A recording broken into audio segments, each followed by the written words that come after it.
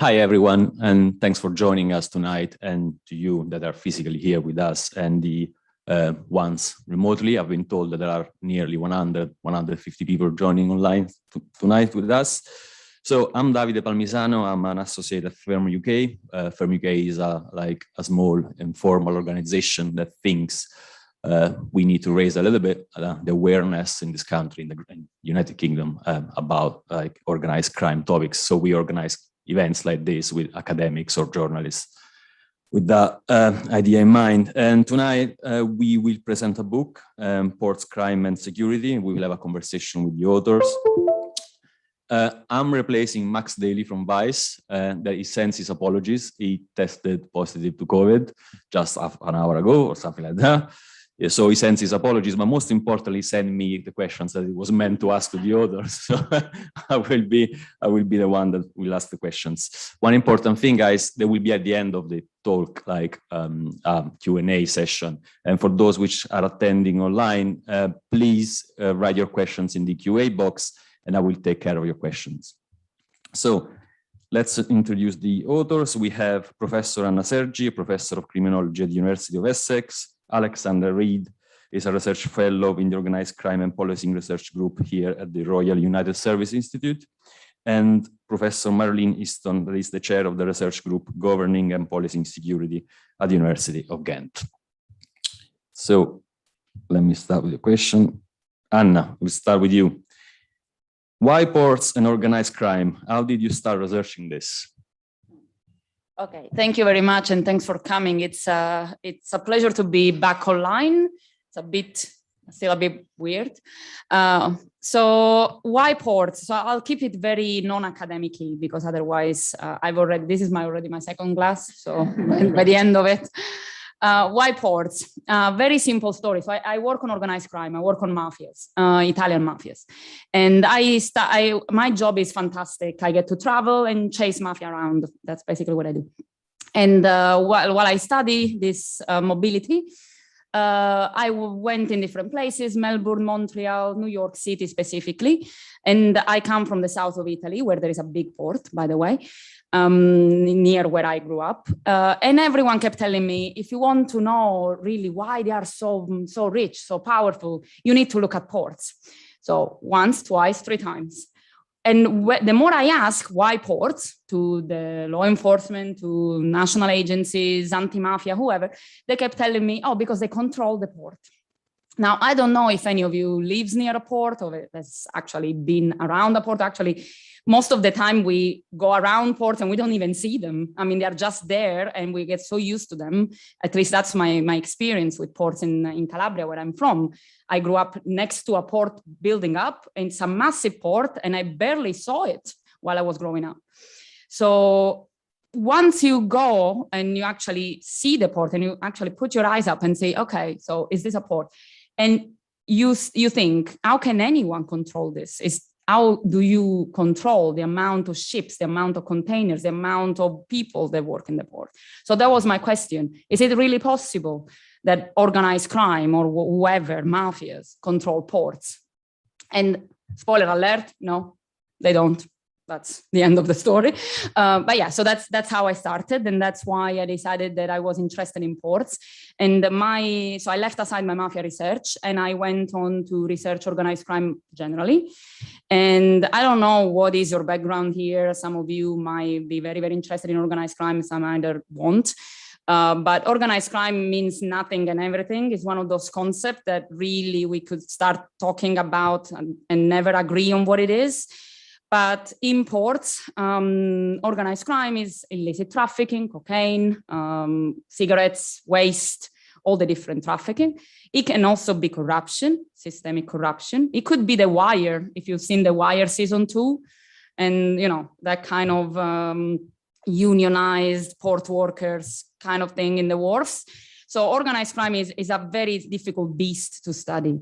And in order to study it, which eventually led to this book, but the other publications before that book, I chose 5 cities, mostly because they are a nice place to visit as well, but technically because they had a very important city. So they had a very important commercial port and a very important city behind the port. which has an history with organized crime. So my first ports were Genova in Italy, which is Italy's biggest port. Then it was in order of visit Melbourne, which is Australia's biggest port. Then it came Montreal, then came New York, New Jersey, and then came Liverpool. And the whole idea of that was to start investigating, the challenges and ports and security, and Brexit at some point was also thrown in, but then COVID happened, Brexit never happened. God knows what's happening with Brexit. So we left that aside, left that question unanswered, and Alexandria will answer that. I don't know about Brexit. But yeah, so that's eventually what it was. So the question was, is organized crime using the ports? How are they using the ports? What does it mean to say that they control the port, if it has any meaning at all? And the results were outstanding, and it was a crash course in port economy, which by all means is one of the most difficult things I've ever done in my life. It's seriously, if anyone knows anything about port and port economy, you'll know it's a very, very specialist area. So I had to really do a crash course on that in order to even understand the terminology of port and port economy, and what everyone was talking about in different languages, by the way, French, Italian, and English. So kudos to me. But yeah, so the results were really interesting, and they gave me, obviously, as a researcher, as an academic, not a journalist, and not necessarily someone who is, who goes into research with a previous mind frame necessarily. I formed it as I went, and it was very much about following the data. And the data told me a lot of different things that we'll talk about today, mostly about drugs, cocaine. I was just about to say cocaine as my drug of choice, but I know that sounds weird. So cocaine as the drug trade that I studied the most, because it's the most cross-border and is the most dependent on the port economy as well. But also in different ways, the issues with corruption, with what we call organizational crime, so white-collar crime, corporate crime. The port economy is really made of very, very, very few actors. And all of us, I think, at least I realized that, we all know who they are in a way. You see it in the logos of the container, about Costco, about Myers, all different roles in the port economy. So to put some order into that, I think, was my main interest. And then obviously, the project is almost finished. The first project, I'm hoping to do more, also because it takes so much of a initial cost to start this research that you will never leave it for the rest of your life, because otherwise you are, it's too complicated. So I think I'll stop here and I'll leave. Yeah, we'll talk about it later. Thank you. Thanks, Anna. To Marlene, what concepts do we need to understand to look at port governance and security? Okay, thank you. And from my part too, welcome here. I'm happy to see so many people. Sorry. Yes, a little bit closer. Yes. Can you hear me? Okay. Oh, good. So what about the concepts? I think as a sociologist, I'm trying to look at ports from the idea that when you take a world map, ports are just small dots, actually. But in fact, they are very important crossroads that on different kind of flows of people, information, goods, money, and of course flows. The real issue in the world is governing flows, right? Because that is about power, that is about geopolitics. And then the question rises, okay, when you look at ports, you see many, many different kind of actors popping up, private actors, public actors, and they collaborate to a certain degree. And then the question from a governance or security perspective is, do they form a network? And that is actually what we try to address here. And we come to the conclusion that there's a kind of, there is a complexity in making a network with different actors. And we come to the conclusions that the practitioners that we addressed, and different research that we've done in the past 13 years, actually, on different ports, that they sometimes admit that they lack competencies to build networks with other kind of actors. They also have like a kind of, they lack legal powers to do what they would like to do to address certain problems that pass through the port. They also have like, sometimes networking depends on goodwill from different kind of people. Also people, you can say that people have to work together, but it's still, when we can talk together, when we have trust, we do work together. So it's depending on many, many different kind of factors. Also time. I mean, networking, it takes time, right? And networking, it has a cost. You have to assign people to go to meetings. You have to make reports and you have to follow up on those reports. It's not only talking to each other and then, okay, we've done that. No, following up. So the cost is immense. And we came to the conclusion actually that complexity is reflected in many ports around the world who are dealing with different kind of flows of organized crime that comes in. And we're looking at cocaine, but also on migration flows and on the migration crisis and the interlinkage with crime. Now, an important thing that we also address in this book from that perspective of governance of security is that the main goal is governing flows.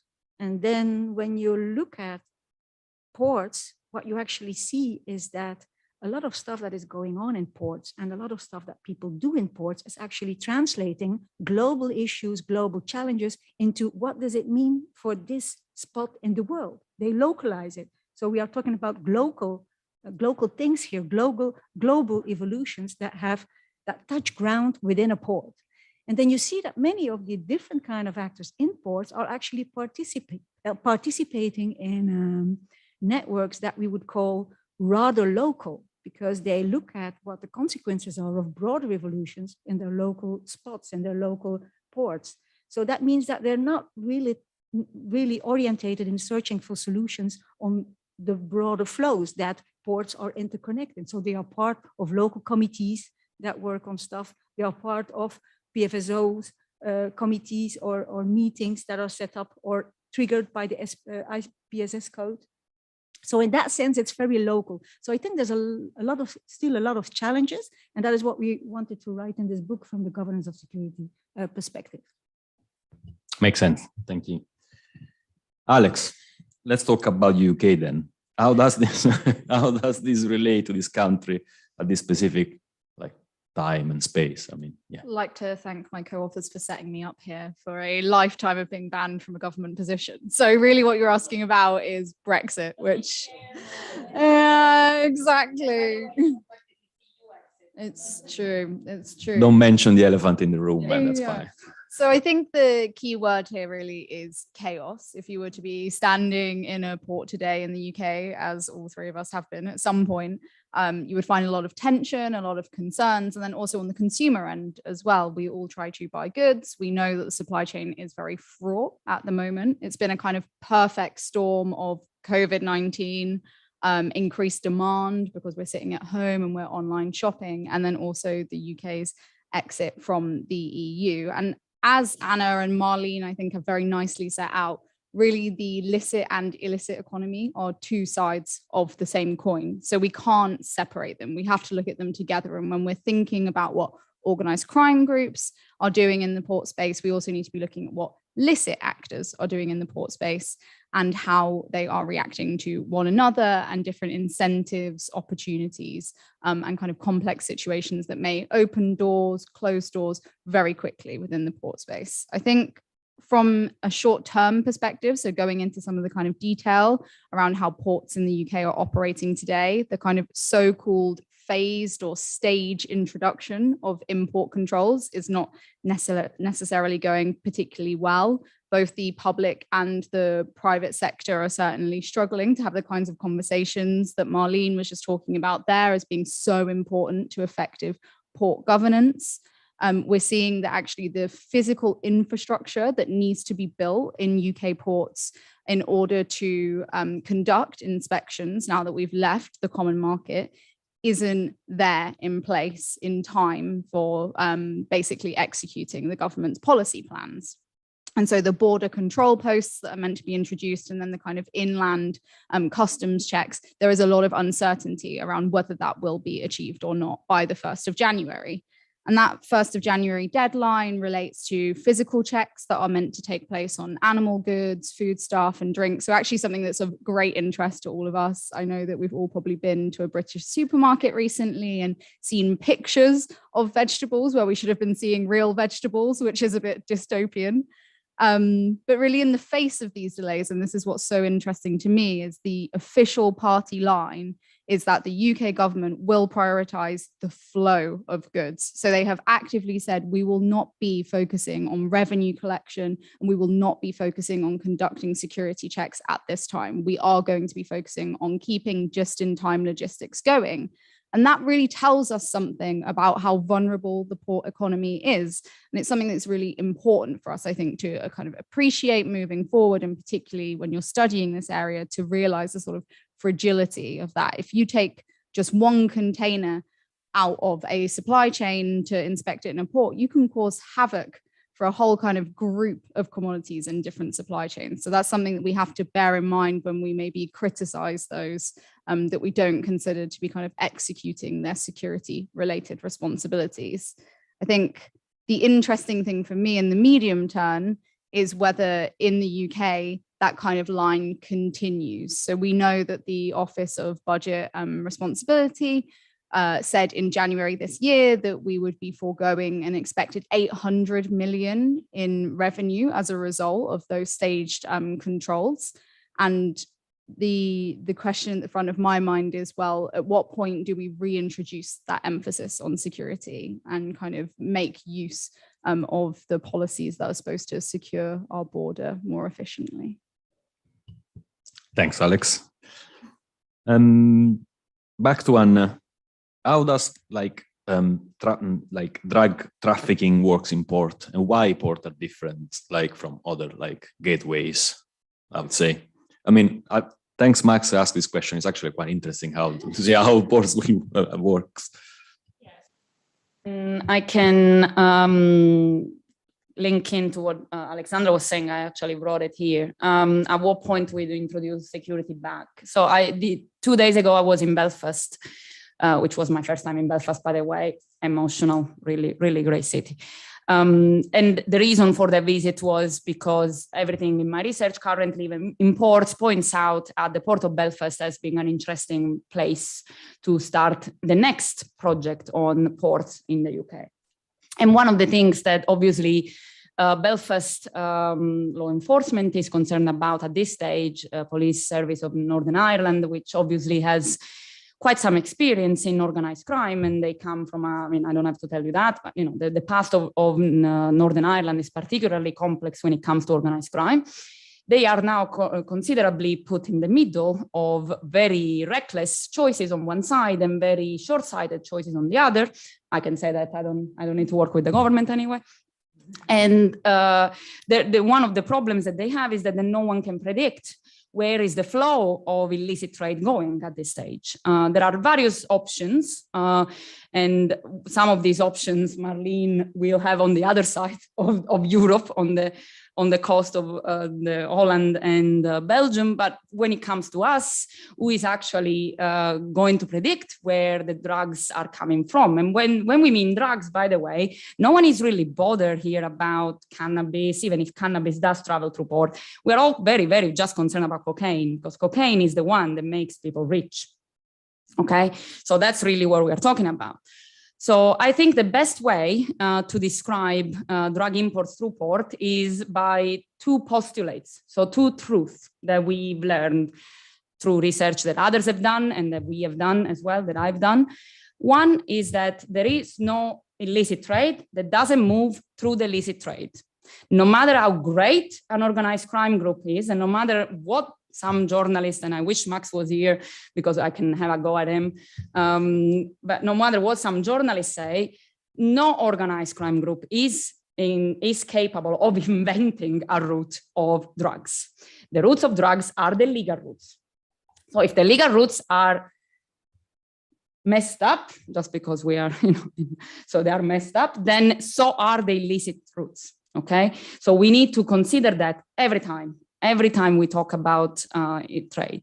And when we talk about drugs, it gets even more interesting, because obviously drug trade is a package crime. So it doesn't just happen with the willingness of one very good organized criminal. It's called organized crime for a reason, after all, not because they are organized, but because they need to get organized. So one wonderfully inspiring Royal Canadian Mounted Police officer in Montreal, with whom I speak about mafia, about stuff, is one of my long-standing old guy. He's explained to me the very first time we were talking about this, and I always use this metaphor because I think it's very effective, that drug importation through ports work depending on whether you order a pizza or you pick up a pizza. Easy, pick up and delivery. So when you have money to invest in cocaine and you are sitting happily in your flat in Montreal or Melbourne or London or wherever, you decide, okay, I have money, I have some contacts, I will find a way to find a broker, a friend of a friend of a friend.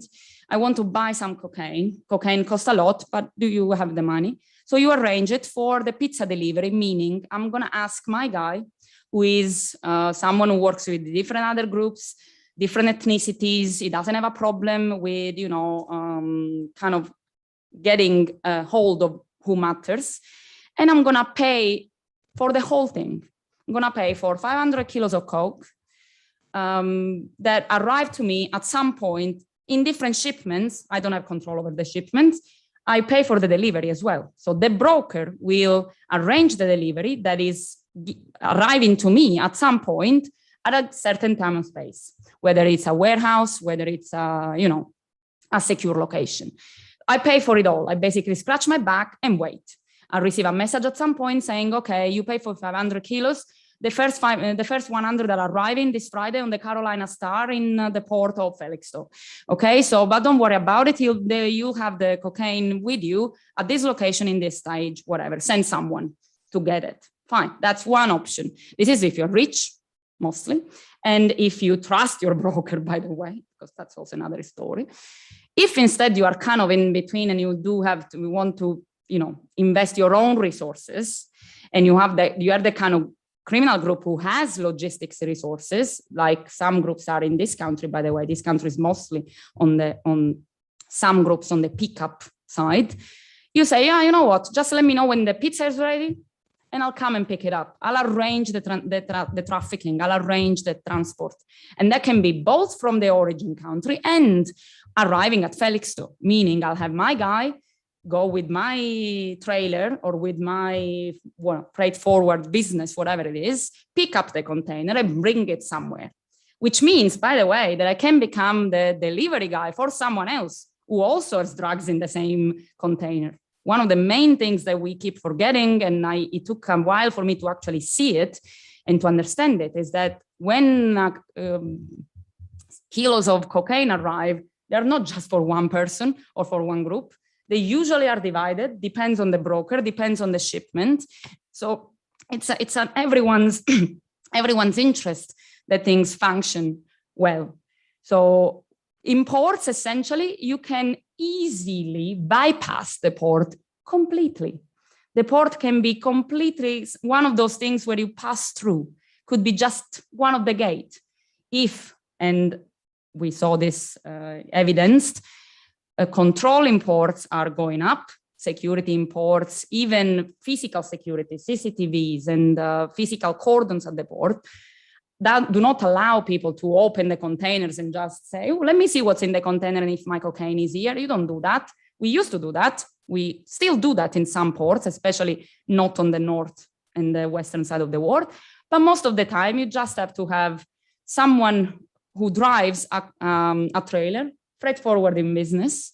You just hire it in a legal way, come at the port, get your trailer, get your container, get out of the port, and no one checks. And I think I'm going to leave an assist here to Marlene for the next question.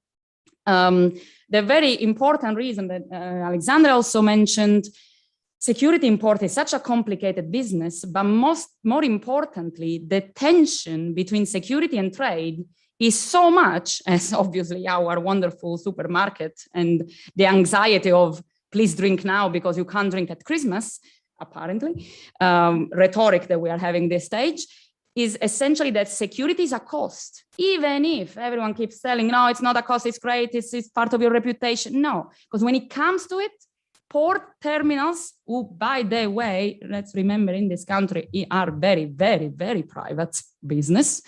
So we are talking about private sector here. We're not talking about people who do it for the goodness of their heart.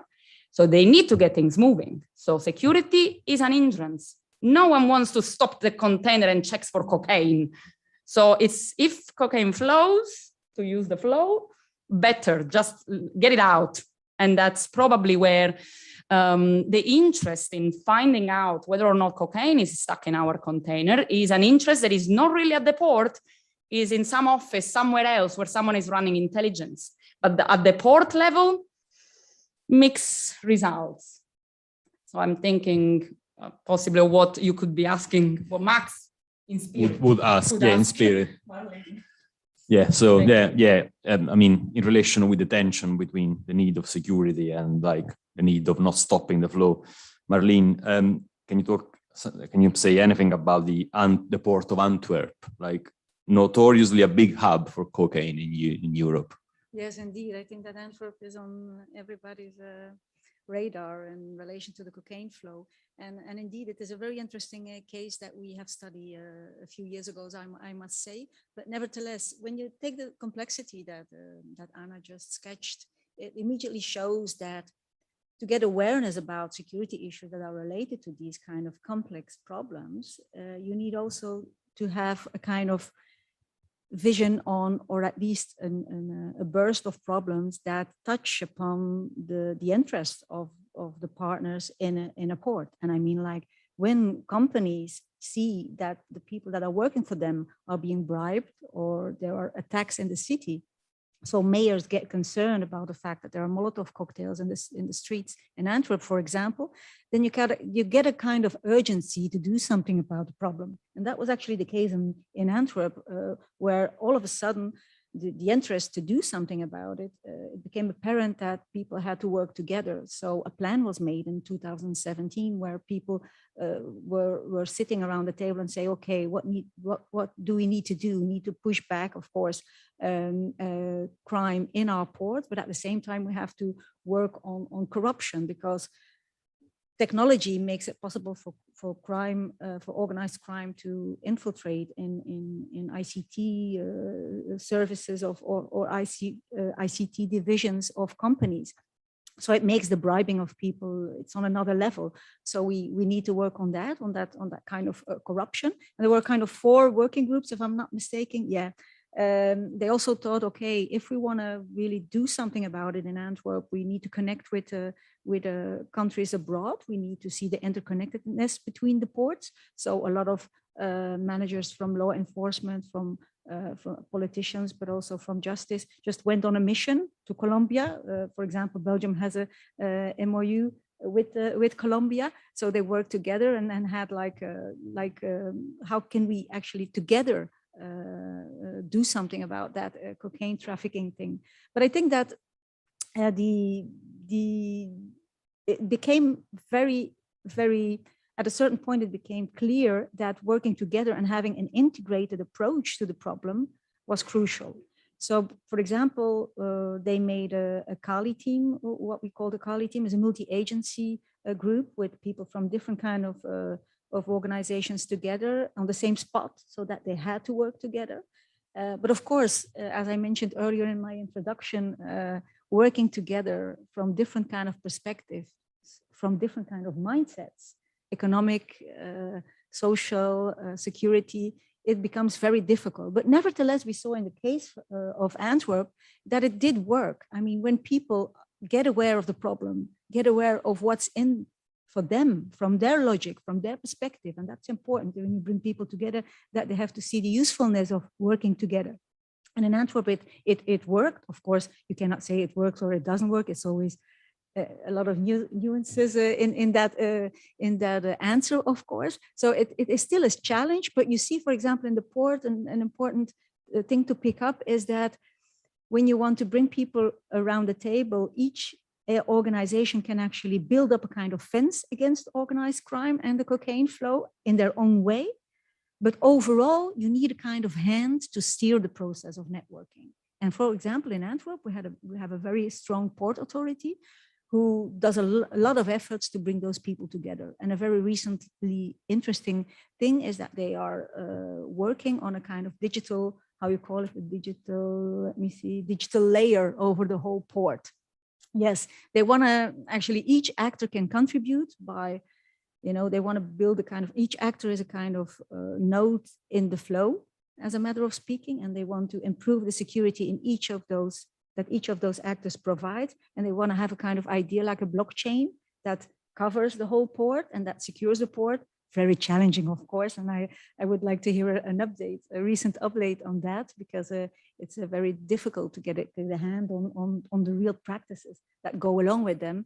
But I think it's important to mention that a strong port authority, an independent port authority that brings together private and public actors is a strong asset when you want to go for the fight against the organized crime, I think. Interesting. Thanks, Madeline. From Belgium back to the UK, Alex, are we equipped as a country to deal with corruption in ports? And what are like other blind spots? Like I think Max here is thinking about like free ports areas. Like.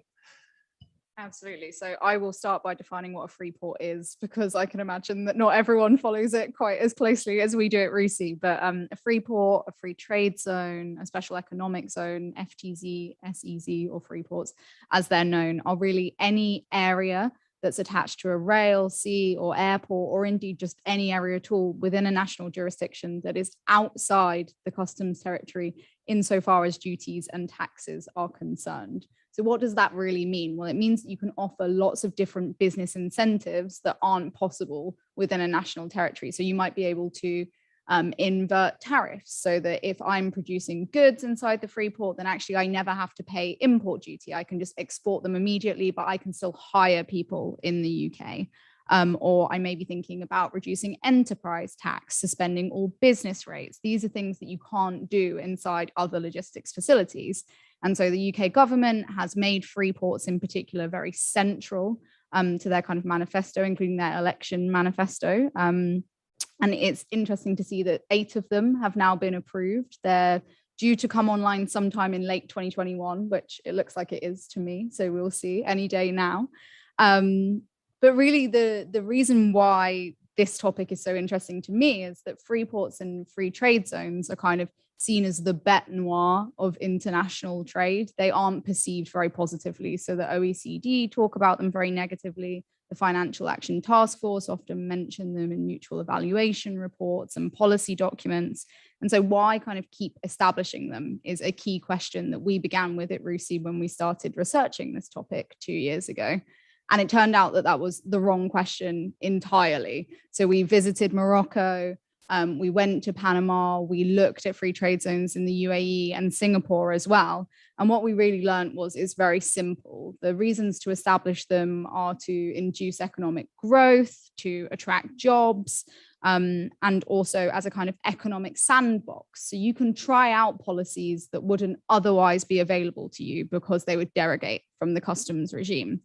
And so really the real point of the research, and this is highly applicable in the UK context, is that it's completely ridiculous to call the Port of Antwerp the Port of Liverpool. And it's completely ridiculous to treat all free trade zones as being exactly the same. You actually need to take, despite the kind of overarching lessons that we talk about in the book, you really need to take each port as it comes and study it within its own social context, within its own economic, political context. You really have to understand it at that zonal level, because it's silly and it's ineffective to say that a free port that is solely dedicated to building, for example, renewable electricity facilities should be perceived to have the same level of risk as a zone that's dedicated to high value transshipment, for example. And so in the UK context, the real question for me, the beginning question is, well, why would an organized crime group or anyone who is involved in the illicit economy choose to use a free port over other logistics facilities in the UK? So that's the way to approach that question in my mind. When we're talking about what we know so far about UK free ports, we're thinking of tax sites and customs sites. Some can be both, others can be kind of mutually exclusive. And the customs zone, where you do have that ability to import and export with fewer details about what your business is doing, at the same time as the UK is introducing in all other logistics facilities greater advanced data requirements, does potentially open a kind of loophole. And that's for both import and export. So not just the import of cocaine, but also the export of the vast amounts of cash that you make. And that applies to trade-based money laundering, but also the kind of physical cash couriering that we're used to seeing around the world. On the other hand, however, I do have to say that UK Treasury and other parts of government have been very alive to these risks. The consultation process has taken these very seriously. We've seen that HMRC and Border Force will have a very clear role in auditing free ports every year. So really, my point here is actually free ports, they're not as bad as they sound, so long as they are run properly and we kind of take the lessons that we've seen in other global free trade zones. Not everyone will agree with me on that, but that's my personal opinion. Thanks, Alex. So, I mean, I'm done with the questions. Do we have like 1 minute final remarks and then we can open the QA? I already have a couple of questions from the remote audience, so. Well, 1 minute closing remarks. Obviously, we'll see how Freeport goes. Obviously, again, now it's all wishful thinking in a way on both sides. I think one of the things that I really should have made clear in my research, I found particularly difficult to do research in the UK for one specific reason, which is really, really simple.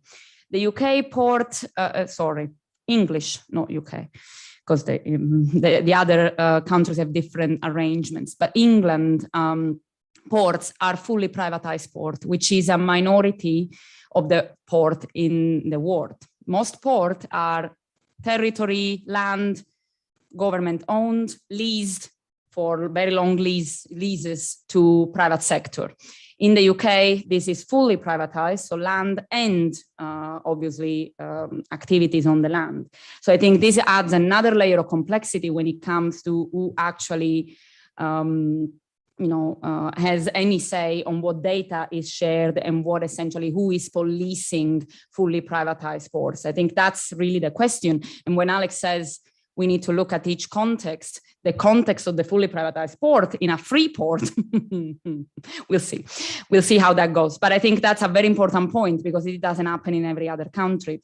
And one of the problems with that is that there is not only no interest whatsoever in anyone who owns a port in the UK to share their data about their employers, their rotas, their systems, anything. They don't have to. It's basically as if you were going to ask someone who has a freehold in this country to let you permanently look at them from their window. They don't do that. It's their house fully, okay? So I think it's the UK, the English system is peculiar, different from Northern Ireland, different from Scotland partially, and Wales is pretty much the same.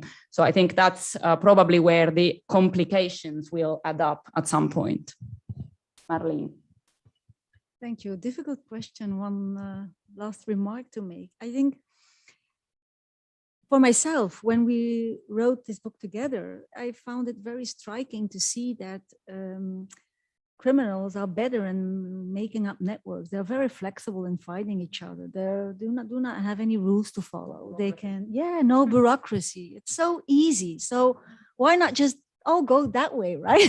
It's much easier. So we do have a lot of respect because this book is also a product of many seminars that we had with practitioners, because we do think that academics, we cannot learn something about how ports function without truly listening to the practitioners and trying to make sense of what are the logics behind it.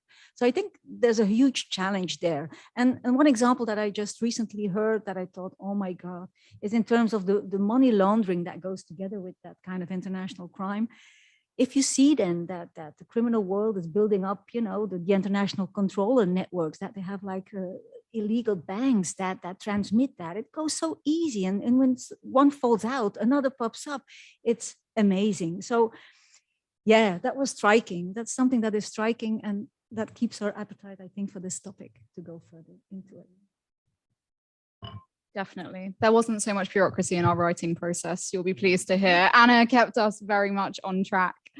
I suppose in my closing remarks, the thing that I would want to emphasize is really there's still such a strong disproportionate emphasis in the scholarship on certain types of trafficking, certain types of harm, people who are affected by that harm, and definitely a real kind of disproportionate interest in large maritime containerized ports. And there are lots of different types of ports out there. So it would be great to see kind of renewed interest in this agenda. I think there will be moving forward and opportunities for other scholars to study this in their own countries as well. So not just focusing on cocaine trafficking in Antwerp and the harm that that causes in the UK, for example, but also thinking about illegal exports of waste from developed economies to other logistics facilities who aren't actually able necessarily to deal with and dispose of that waste effectively from a public health perspective. So there are some amazing scholars working on these things. Ifi Sanachi Okafor Yarwood, who's at the University of St. Andrews, Dennis Reaver, who works on this from the South African perspective, and Honk and Fernandez Cuesta. So I think that there are brilliant scholars out there who are doing this kind of research, and we need to also look to that in order to learn lessons about our own logistics facilities too. Thanks, Alex, Marlene, and Anna. So I just realized that the questions online are like 10 more than just a couple. I want to be fair even with the people that are here. So what if I read a question here and then I ask the audience if there is any questions, and I'll get back online. We consume those two queues. Otherwise, you guys won't have any opportunity to ask questions because there are quite a few here. Well, yeah, fair enough. Yeah, that's true. So let's start with the online one from Raphael. It's quite long, so bear with me. On the specific front, the thin line between legitimate, illicit, and illegal, then the denominated systemic corruption bureaucracies have prevailed in several nations' ports, plus force or no force coercion imposed by organized criminal groups. The sea routes between South America and Europe, as examples, Brazil and Italy, have become more and more erroneously linked due to their respective major organized criminal groups being vastly operational. This is the question. Any insight over best practice research to overcome this challenge posed to all of us transnationally and in this specific case transcontinentally? No, I can't. I'm sorry.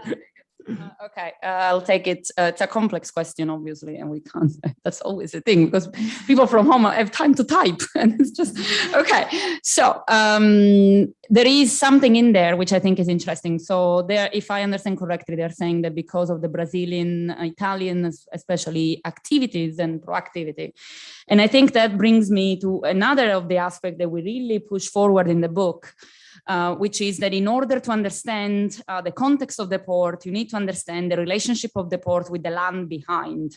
So the port is a dot in the middle of the map of the world, but it does have roots in the territory. So we call it the port-city interface, as opposed to the port-sea interface, which is the realm of maritime laws. But the port-city interface means that there will be organized crime groups that do mirror their activity in the port. They might use the port or might not use the port, depending on their needs. But obviously, the existence of organized crime networks behind the port already will give some, if not some lead, but some food for thought to the authorities who are looking at the port.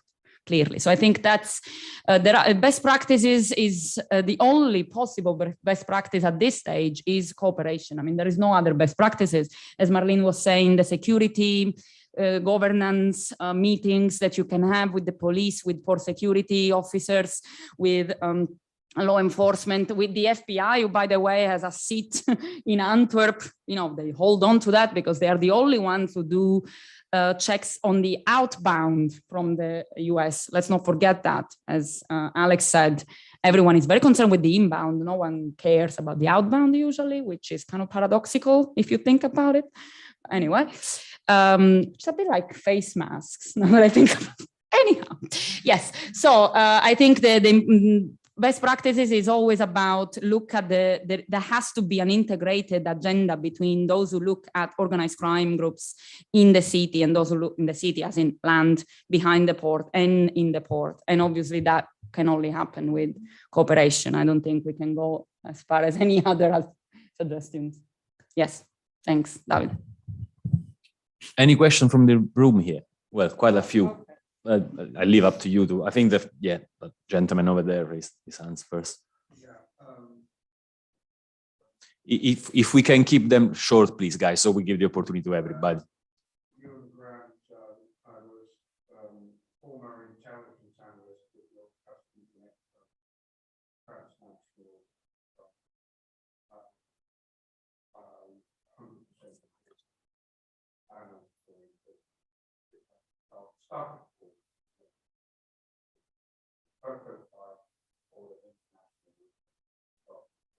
My question is, how has the rise of China impacted on geopolitics of relations between Western and Western politics regarding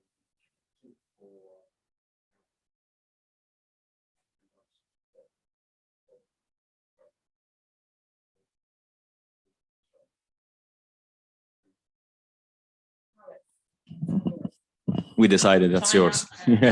because we really wanted to get a job.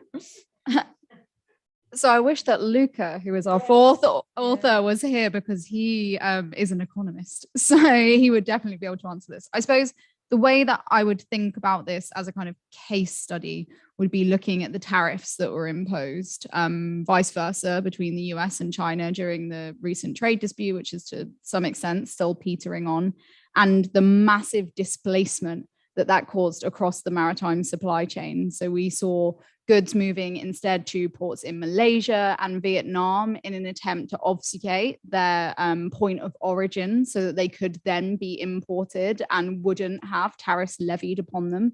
That's something that we see all across the maritime economy, and very often with free trade zones as well, that actually you don't necessarily need to be a producing nation, I think, or a recipient nation, so a big kind of source of demand. There are lots of different facilities that play very distinct roles from a tariff perspective, and free trade zones are a great example of that, where I might want to evade profiling and therefore I will move my goods through one particular facility over another because it's less likely to send up that sort of flashing red flag. Thanks, Alex. One question from online. Ewan is asking, nothing has been mentioned about international or UK security regulations. They stem from ISPS, again, which no one has mentioned. Assuming the panel understand this, do they believe the security regulations need to step away from prioritizing terrorism, the current priority, or are they sufficient for purpose? Thank you. Yeah, but well, very shortly actually, because indeed that code had been made. Yeah, there's a whole chapter in it. It's being addressed. Sorry that it hasn't been addressed in our speech tonight or in our talk tonight. Of course, there's a problem there because when we talk with people in the field, they actually often say that that code and what it is generating, it's not actually adding to the fight against these kind of types of crime, because it's just, you know, it's seen as an American strategy that generates rules, generates a lot of processes that are sometimes not even being followed up. The controls on it are even a problem. So, well, it's a very, very difficult area. It did come out after the 9/11. Yes. So clearly, Yes, no surprise. Yeah, no surprise. Yeah. Terrorist oriented. Yes, yeah, yes. I think everyone agrees of our participants that it has to go and it does not touch organized crime pretty much at all. Not at all. Yeah. They are much more concerned with stowaways and you know, the back of the illicit migrants / terrorist kind of idea. So definitely this is, it's not just the UK, it's every port we've seen. Yeah. And I think just to add to that as well, the emphasis that the code places on securing the exterior borders of a port means that it kind of compounds that transit culture. So not really caring about what's actually moving through the port, but rather just thinking about kind of securitizing from a physical perspective, the outer limitations. So yeah, the focus on effectiveness is definitely questionable to an extent. What it did have was that the code changed the modus operandi of a lot of criminals. Because because it was not possible anymore, because when you gate something that much, it becomes a kind of security bubble that you can't get in physically. So you have to go underneath and get virtually try to enter. So it changed and it had an effect as such. Thank you. Any question from the room? That lady over there, I think. Yeah, please go on. Yeah, we don't have the microphone.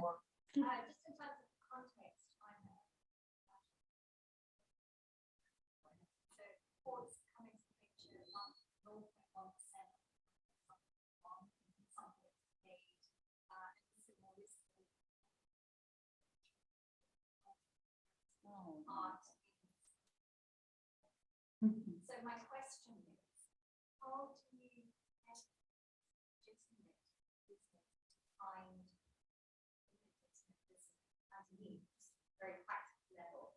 And secondly, is there any legal obligations between courts, not law enforcement, but court authorities, to actually share information? Because to me, it seems like that is something that should happen, which would require probably international conventions in states to then filter down. Because how else, if you're not sharing information, how do you? That's one way of combating illicit trade. I'll try to summarize the question for people remotely. That's all right.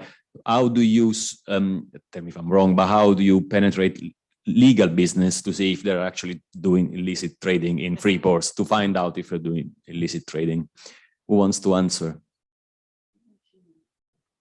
I can answer the second question, which is in the UK, there is no obligation because there is no port authority. The port more globally depends. I think that's the problem with port governance. As I said, the UK is a private, in England as a private port governance, which means that whoever owns the port is the port authority, which means that it's fully privatized. So it's up to their agreement internally whether or not they want to share, which is the reason for very, very, very frustrated border agents. Yes, but those global, as far as I know, those global obligations are not there because of the very, very different governance patterns.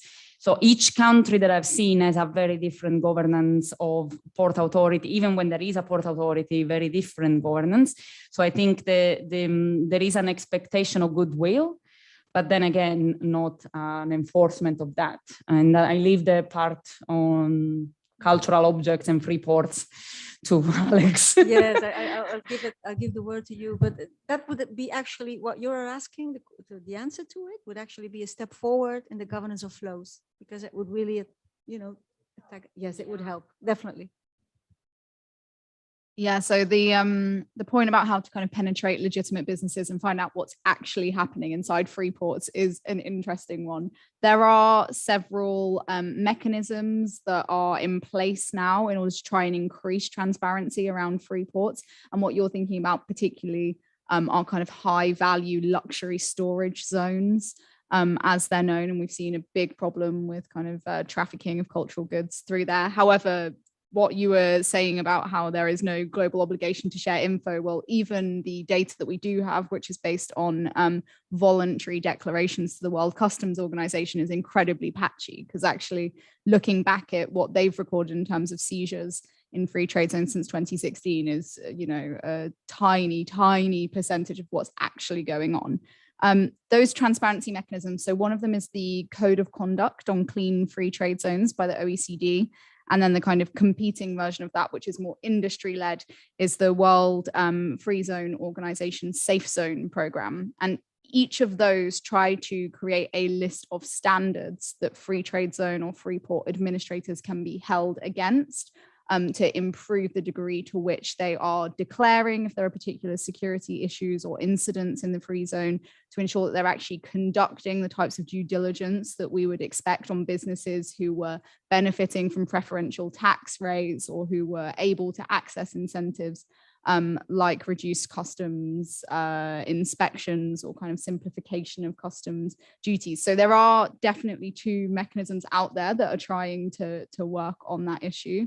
And then from RUSI's side as well, we released a risk assessment aimed at the transport sector and the financial sector earlier this year to help them better understand their exposure. So in thinking about what their clients are doing when they're operating inside a free trade zone, what is it that might be potentially suspicious or risky about that behavior? The answer may be, and it probably is in many cases, absolutely nothing at all. They are just conducting legitimate business there. But certainly there's need for greater guidance around what to focus on in order to understand what looks like suspicious within a free port. Make just a quick comment. One of the things that I think comes up very kind of forgotten in ports is that when in the actual physical space of the port, you have the terminal where, you know, the big ships dock and all of that. And then behind the port, you have the so-called dry port, which can expand for many, many miles outside. And it's the kind of in-between zone, the gray zone, where some warehouses will be and some, you know, points of storage will be and all of that. And some of the cases that I've done a lot of case studies for this, and I must say that even if I can't run any statistics on that because they're just case studies, you see that every time that something comes up in the eyes of law enforcement, any type of law enforcement, always has to do with, it always starts with a storage. There's always something in the storage, whether sometimes too many people use that storage, too many businesses use the storage, and in that storage, you have a convergence of interest by different type of firms that shouldn't be all there. Why are you all there? Or even worse, the ownership of the storage that sometimes is the one that kind of you know, attracts other type of business. So there is quite a lot of interest from the municipal level to map those ownerships of storage areas. Usually they don't communicate with the port because that's, again, the gray area where do we have to? No, we don't. So fine, let's move on. So I think that's probably where you need to move parallel, both port and municipal, always. That's no other way. Lucky you. Thanks. From remote, you name checks, who's asking this question? David. David is asking, you name check some of the most important ports in the world. My question is, how do these issues translate down for much smaller second, third, fourth order ports in the world?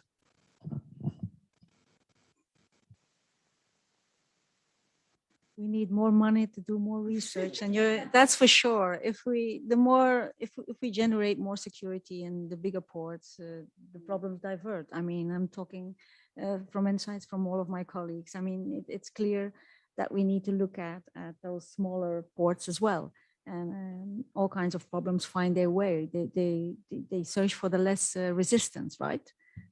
So yeah, there's still some work to do. Luckily, I would say. Thanks. Last questions from the people in the room, and then we're done. Yeah.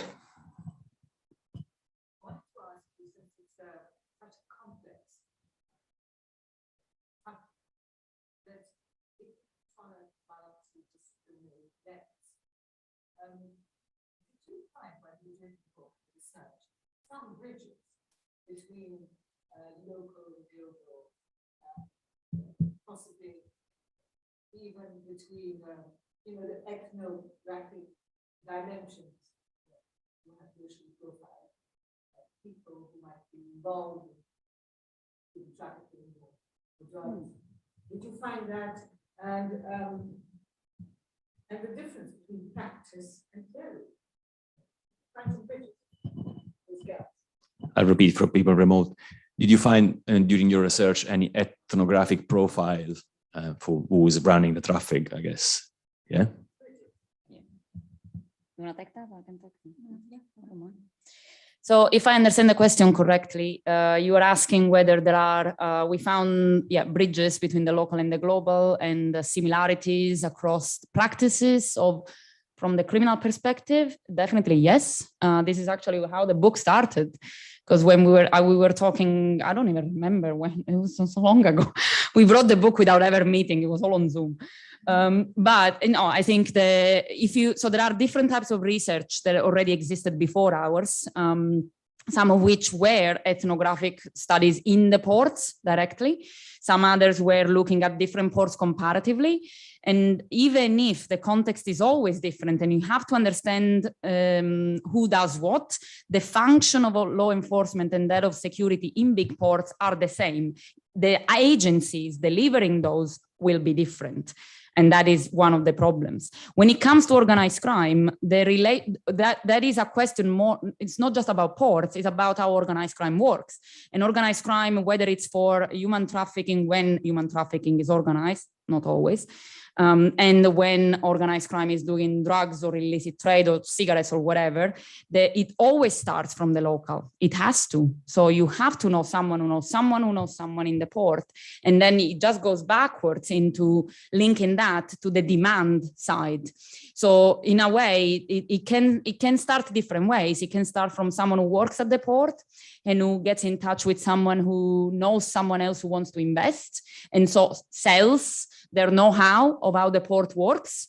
And we saw that in many cases, or the other way around, the group who needs a door into the port and goes around looking for it and usually finds it, whether it's a corrupted official, whether it's just an understanding about the cyberspace of the work works.